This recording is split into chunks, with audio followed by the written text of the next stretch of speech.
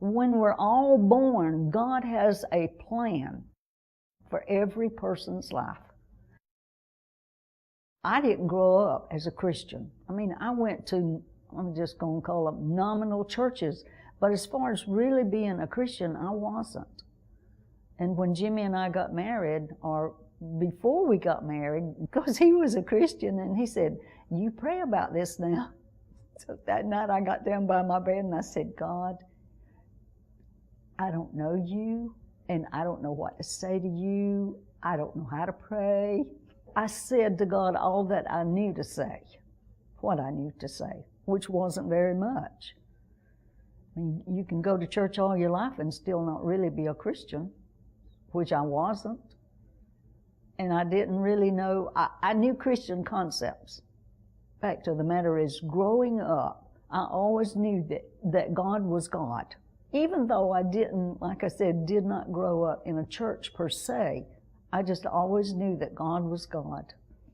And I have always been thankful to God that I married into the God family and really got to know who God was.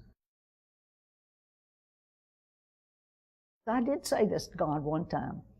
God, if you don't have anything else picked out for my sons, I would like both of them to be preachers. So I said that to God, and I really meant that. When I was carrying Marcus, I always knew that he was a special child. And I cannot explain that to anybody when I try to say that. It's just carrying him, I knew that. And almost always knew that he would end up being a preacher. I didn't know that Marcus got dressed up in his suit and went down to the barn, preached to the horse. I wish he'd have said, "Mom, I'm just going to go preach to Sugarfoot. You want to go watch me?" I don't think he ever read comic books. He always read the Bible. He was learning the scripture, but me and Jimmy didn't know that. We would go by and see the light under the door, and Jimmy would open the door and say, "Okay, Marcus, it's time to go to bed now." I guess that desire inside of him to know the Word was so strong in him that he used a flashlight, reading the Bible. And that's how he learned the Word. Marcus loved television so extremely. And I would always think, why can't they make this kid go outside and play? Because he wouldn't. And he always sat like almost under the TV and was looking up like this, always. And until later, when he got into television, I understood that I think God put that in his heart. With Gary, there was a time that he kind of got away from the Lord and didn't serve the Lord, but we never gave up on him. Jimmy and I prayed faithfully and always knew that he would come back to God. As time went on, I said, "Okay, God, 1 out of 2 is not bad." But then later, Gary gave his heart back to the Lord again. I tell people all the time, nobody in Macon can preach as good as Gary. Nobody. And maybe I shouldn't just say Macon. He's very exceptional. He knows the Word. He's so good with people. Gary is a people person, knows how to relate to people, knows how to get them to understand God, which to me is one of the most important things in the world. You only have 2 sons, and you give them to the Lord, and you want God to do this so much. You want God to call them into the ministry. I can't say words to you enough to know how that you feel inside. And if Jimmy was here, he would tell you the same thing, that he felt exactly the same way, that God so honored us with both of them.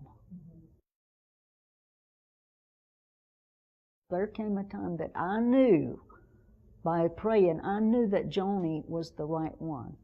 First time I saw her, Marcus brought her home with him from South Carolina.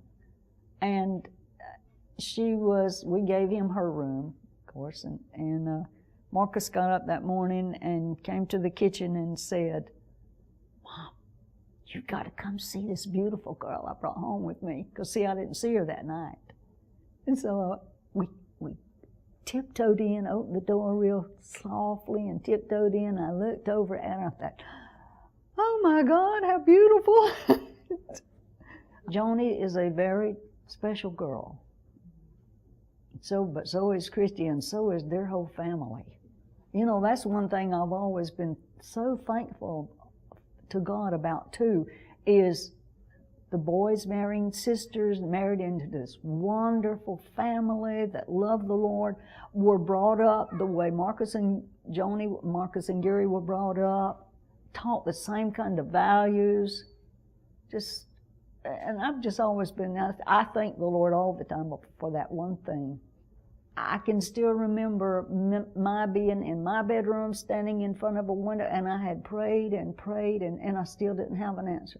But that one day, I prayed, earnestly, and before I got out of that bedroom, I knew that Gary was to marry Christy. I knew that was God's will. I knew that was God's plan, and I knew it was going to be. Christy's that sweet, kind, gentle. You know how nurses are? That's real nurses. Well, that's how she is. She's a people person, very much a people person. So I think that she and Gary are a perfect match. And I think Marcus and Joni are a perfect match. But then who picked them out? God did. I mean, the perfect one. My children, we tried our best to raise them to really love God, to fear God, to know God, to understand God, and to serve God. And then when our grand ones came along, I mean, it's just been such a joy watching Rachel and Rebecca, and of course Jonathan. Jonathan was always our heart because he was our first grandson, our first grandchild. I would love it if somewhere down the line God would call Chase into the ministry, and it would not surprise me. And Krista, I just think one day, she probably is going to marry a preacher. And so we're going to keep preachers in the family. And they're great kids, and just great kids. But I love my grandkids, and I love the idea of being a great grandmother with Jonathan and Susie coming up. I just think it's absolutely wonderful to keep the lineage going, and that my best thought in this is that we all serve the Lord. I don't know what it is about the Lamb family. One time God told me a long story about the Lamb family, but it's too long to even think about bringing up. And I wrote it down on a piece of paper. But the Lamb family is blessed with preachers, blessed with people who serve God and hold on to God and are dedicated to God. It's a wonderful feeling inside of you to know that God orchestrated my life